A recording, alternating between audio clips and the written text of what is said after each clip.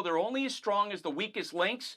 This week, a lot of players critical of the Marlins, like, you guys can't figure this out. And now when they see weaknesses in the health and safety protocol, they're attacking that as well. Fascinating. Tex, I haven't had a chance to talk to you all week, and obviously this has been a roller coaster, to say the least. What is your reaction to this and all the things we've seen with regard to it all week long? Well, Greeny, I think this is a very easy answer. If Major League Baseball really is worried about the health and safety, and players are going to be complaining, I don't blame Anthony Rizzo, and I don't blame other players for saying that they're not safe.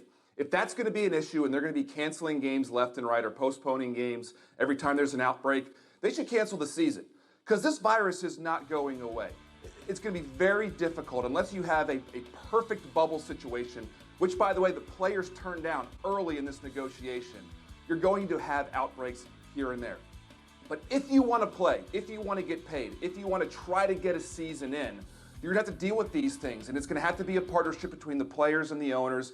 Major League Baseball does not want players and staff getting sick. They're not twiddling their thumbs in a back room saying, how can we get outbreaks all over the sport? They want games being played. So either cancel the season or fight through it. Yeah, that's sort of the better put way I've been looking at this all week. Buster, how should we react to that? This idea that, look, it is inevitable that this virus is going to affect every team in the sport by the time we're done here, if they're going to be traveling around and living their lives like everybody else is. So if every time there is a positive test, it's going to shut something down, I can't figure out how they're going to make it all the way to the end.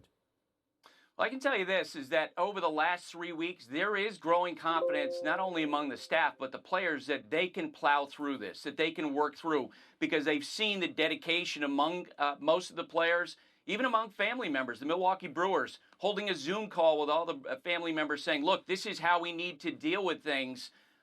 And so I think the sense among a lot of players is, look, we've started this.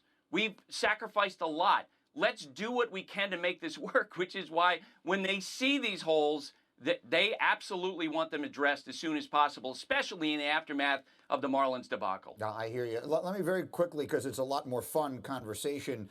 Our Jeff Passan reported yesterday, baseball and the union have agreed to 7-inning doubleheaders. Buster, your reaction?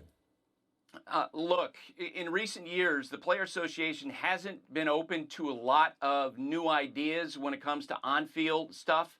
In this case, they actually brought this idea to Major League Baseball in large part because of concern about pitchers. We're seeing pitchers drop left and right, elbow injuries all over the place. It's pretty clear that the erratic training of 2020 seems to be affecting a lot of teams, maybe not the Cleveland Indians, but a whole lot of pitchers. And so I think the idea is, look, if we're going to play double headers, let's reduce the amount of stress on the pitchers, cut it from 18 innings to 14 innings. Tex, what do you think? I really like it. Listen, all the rules are out the window this year, and I think what we're seeing is the regular season is going to be kind of like an exhibition.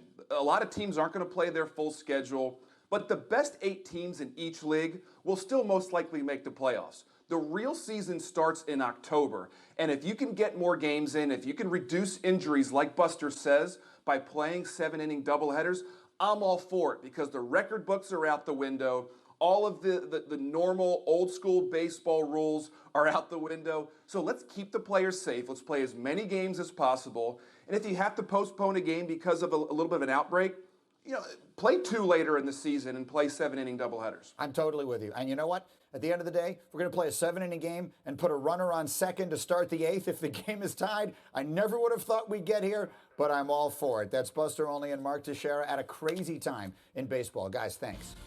In the meantime, we have more games for you coming up here. The Rangers and Giants start a 3-game series tonight at Oracle Park. You'll see it 9 Eastern on ESPN2 and on the ESPN app.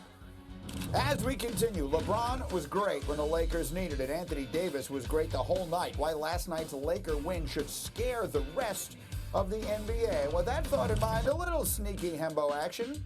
LeBron and the Lakers won their 50th game of the season last night. Raises the question, which player played on the most 50-win teams in NBA history? That's the question, and the answer is next. You're watching Get Up on ESPN. Meet me